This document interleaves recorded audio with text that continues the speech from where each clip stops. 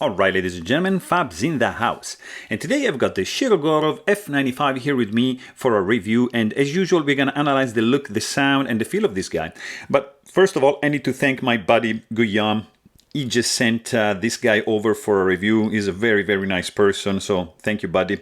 So let's just start with a quick size comparison. Let's do it up against the big brother right over here. This is the Shirogorov 111, huge beast of a knife, beautiful indeed. This is up against a more common large Sebenza 21 by Chris Reeve Knives. So as you can see, just a little bit smaller than this. Also something pretty popular right now is the Koenig Arius. This is the style 55. So as you can see, the Shiro is a little bit bigger than these two guys, and something a little bit smaller than the Shiro is the Spyderco Paramilitary 2 right over here, and this is up against the Paramilitary, the Para 3 right over here. So as you can see, it's not a small knife, but I think the size of this guy is just perfect. Let's also do it up against the Bag Knives Mini Glimpse, so you have an idea also compared to that. And yes, why not? Let's just do also Hold Blade Works Spectre right over here.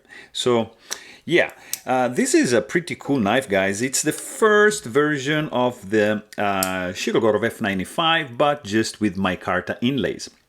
This is the first iteration of the this beautiful and iconic and classic knife from Shirogorov is the F95. So F95 means F flipper, 95 millimeters long blade. This is a titanium frame lock, really nicely done. Beautiful fit and finish. Of course, it's Shirogorov in Shirogorov standard. The overall length of this guy is 8.75 inches. The handle is 5-inch long.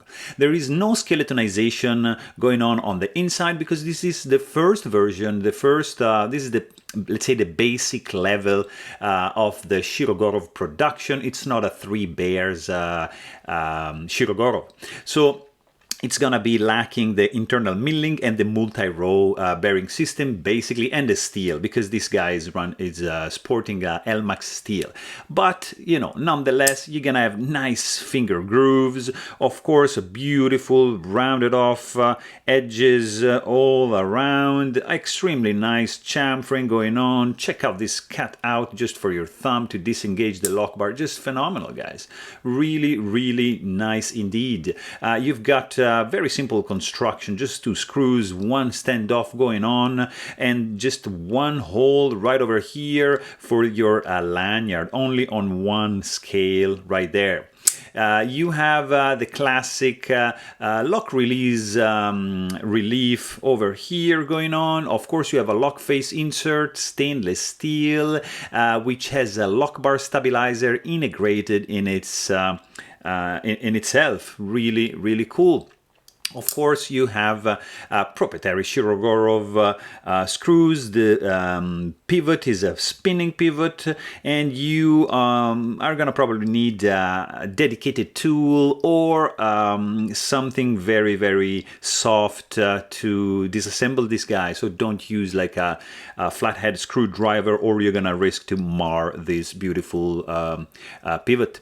And also, right over here, the handle screws. So both are flush with the handle, so really cool and sleek design overall. The pocket clip is 3D machined titanium pocket clip, nice spring tension. I think it's very nicely designed, has some indentation right over here in order for you to facilitate the sliding of your pocket right underneath it.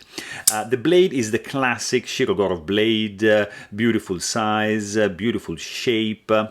There's no jimping going on in this one. It reminds me of the Nudist, which is another slight different variant of this version over here. Basically, it's the same with no liners. So there's no jimping going on, no crowning, and just a gentle curve up down to the tip. This is a 3.75 inch long Elmax steel blade with a full flat grind and a very, very nice like bead blast finish. It's stone wash, but looks like bead blast. It's incredibly finely done. The stock thickness, it's 4 millimeters, and it's beautifully done, guys. Like the grind is spot on. I really appreciate this plunge grind done like this, where the the end, sorry, of the blade culminates into the beginning of the plunge grind and the beginning of the sharpening choil. Look at this, super, super cool. I also appreciate how there's no billboarding whatsoever going on, except for the, you know, Elmax steel reminder right in the back. And it's just fantastic, guys. It's great. Flipper tab is one of the best flipper tab in the business. You can do a push button, you can do a light switch. It's not gonna let you down. There's the right amount of jimping, right amount of chamfering going on. It's just beautiful. I really like it. I really appreciate these lines. I mean, this is the F95. It's truly one of my favorite blades, shape-wise, and really, really nicely done. I like this milling. I like the inlays. I would have probably designed a little bit better, different, the inlay going on right over here, but hey, that's just me. The sound this guy makes, it's very Shirogorov-y. Yes, guys, this clack and this clink are really distinctive, nicely done, very listenable, and pleasant and sweet and rich. Superb sound. It's not the best, because you're gonna hear some other Shirogorov sound in the next coming up reviews, but hey, this is super, super sweet and cool. Also, what I really appreciate is the feeling in the handle. It's just great. This guy is weighting in at 4.7 ounces because of the lack of internal milling, but it feels great in the hand, guys. This is fantastic. Zero hot spots, no sharp edges whatsoever. There's no jimping going on, so it might feel a little bit sleek and slippery, but it's just feeling great in my hand.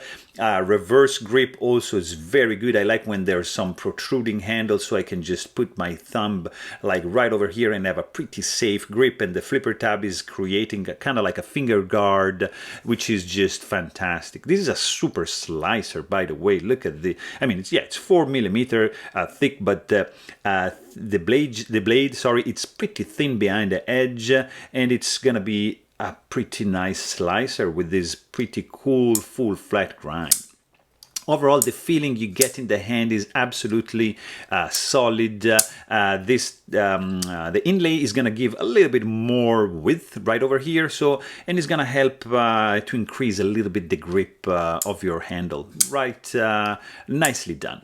The clip is also nice, has a little bit shorter clip, shallower clip ramp, but the retention is very good. Clip release is super, super nice. Deployment speed, guys, yeah, it's fast. If you do a push button, it's beautiful. If you do a light switch, it's probably even faster, because you give like a little bit more kick to the blade, and it's gonna whip out like crazy fast. Beautiful.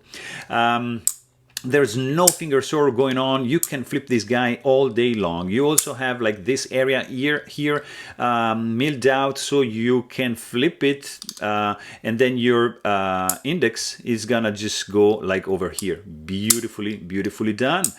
This guy, of course, is running on bearings, but these are SRBS, so single row bearing system. So just one row of bearings, and they are in a cage, but they're not caged. They're gonna be loose. So watch out when you're gonna disassemble this guy, which is like super simple. I mean, 2 screws and you're done. Just try to do it with a taking down mat or inside like a container or something, in order not in order not to lose any bearings. The detent strength It's on the medium side. It's like really nicely built. It's pretty well put together. Lock release is super easy to disengage because of the design. Look at this, it's just perfect. There's zero lock stick, of course, because of the presence of the stainless steel lock face insert, and it's beautiful overall. Guys, this is pretty cool. The action is, I mean, look at this. Look at this.